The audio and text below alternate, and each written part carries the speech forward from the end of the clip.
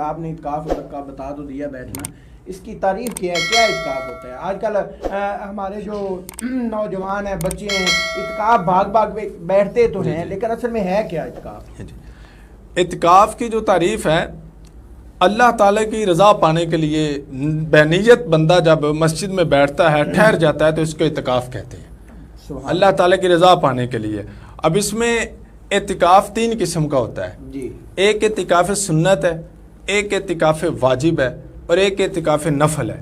اب جو اعتکاف سنت ہے جی، یہ اعتکاف سنت ہے، ماہ رمضان المبارک کے آخری عشرے کا جو اعتکاف ہے، بے نیت بندہ جب مسجد میں ٹھہرتا ہے جا کر اور وہاں پر 10 دن اعتکاف کرتا ہے، تو یہ حضور پاک صلی اللہ تعالی علیہ وسلم کی سنت مبارک کو زندہ کرتا ہے۔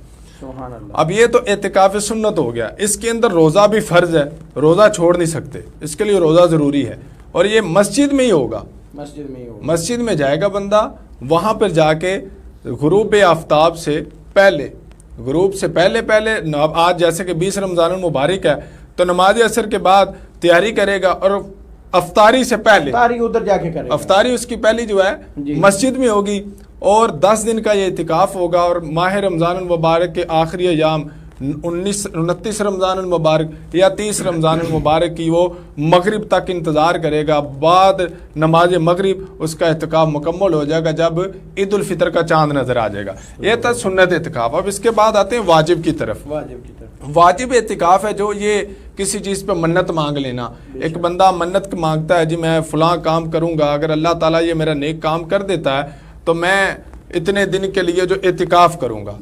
اب جو منت اعتکاف ہے، اس کے لیے دل سے کہہ لینا کافی نہیں ہے، اس کے لیے زبان سے اقرار بھی ضروری ہے۔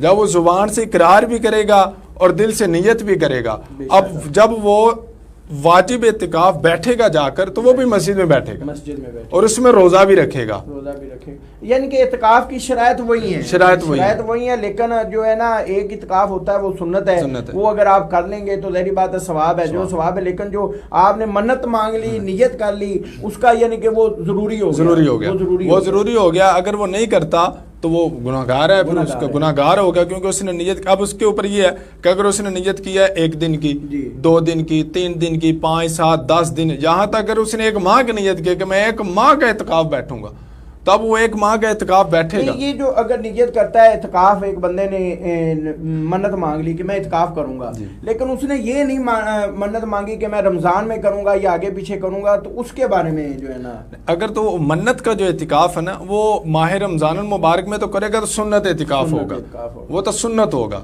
وہ نہیں، اگر وہ بندہ کہتا ہے کہ میں رمضان المبارک میں اعتکاف کروں گا، تو پھر وہ اس کی سنت ہوگی یا واجب ہوگا؟ جو اس نے منت مانگی ہوگی وہ جو ہے نا، اس میں نا اس کی نیت ڈیپینڈ کرے گی۔ اکثر ایک بندہ نیت کرتا ہے جی کہ میرا اللہ تعالیٰ یہ کام کر دے تو میں ماہ رمضان المبارک کے اندر جو آخری عشرے کا اعتکاف کروں گا۔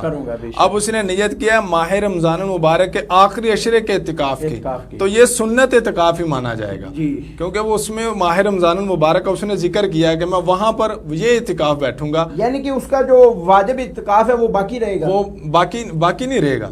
واجب کی اس نے نیت نہیں کی، کیونکہ اس نے نیت کیا ماہ رمضان المبارک کے سنت اعتکاف کی۔